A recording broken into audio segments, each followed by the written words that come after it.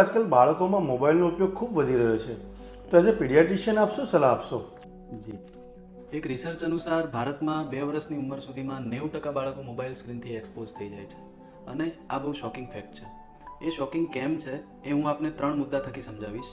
પહેલો મુદ્દો છે એમની ફિઝિકલ હેલ્થ. મોબાઈલ સ્ક્રીનની બ્લુ લાઇટ બાળકના મગજમાં રહેલા મેલેટોનિન નામના હોર્મોન પર અફેક્ટ કરે છે. એના કારણે એમની સ્લીપ ઓછી થઈ જાય છે. મોબાઈલ સ્ક્રીનના એક્સેસિવ યુઝના કારણે બાળકો આઉટડોર પ્લે એક્ટિવિટીથી દૂર થઈ જાય છે. એના કારણે ઓબેસિટી, હાઇપરટેન્શન, ડાયાબિટીસ જેવા પ્રશ્નો ઉદ્ભવે છે. અને મોબાઈલ સ્ક્રીનના અતિશય ઉપયોગના કારણે બાળકોના આંખોમાં દુખાવો, માથાનો દુખાવો આવા બધા પ્રશ્નો પણ ઉદ્ભવતા હોય છે. બીજો મુદ્દો છે મેન્ટલ ઇશ્યુઝ.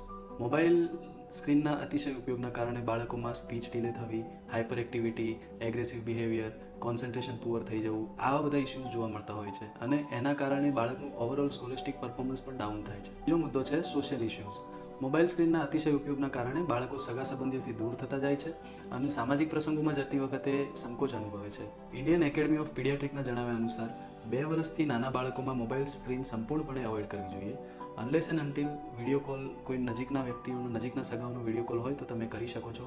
એનાથી બાળકોનું એમની સાથેનું ભાવનાત્મક જોડાણ મજબૂત થશે.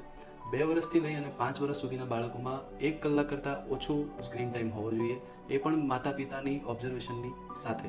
અને 6 વર્ષથી મોટા બાળકોમાં 1 કલાક કરતાં વધારે પણ તમે સ્ક્રીન ટાઈમ આપી શકો છો, પરંતુ એનો પોઝિટિવ વેમાં અને એજ્યુકેશનલ પર્પઝ માટે ઉપયોગ કરવો જોઈએ. આજના સમયમાં જે ન્યૂ પેરેન્ટ્સ છે એમને ખાસ વિનંતી કરીશ કે જમતી અને સૂતી વખતે આપના બાળકને મોબાઈલ સ્ક્રીનથી દૂર રાખો અને આવો આપણે સૌ આપણા સહિયારા પ્રયત્નો થકી એક સ્ક્રીન ફ્રી હેલ્ધી પેઢીનું નિર્માણ કરીએ.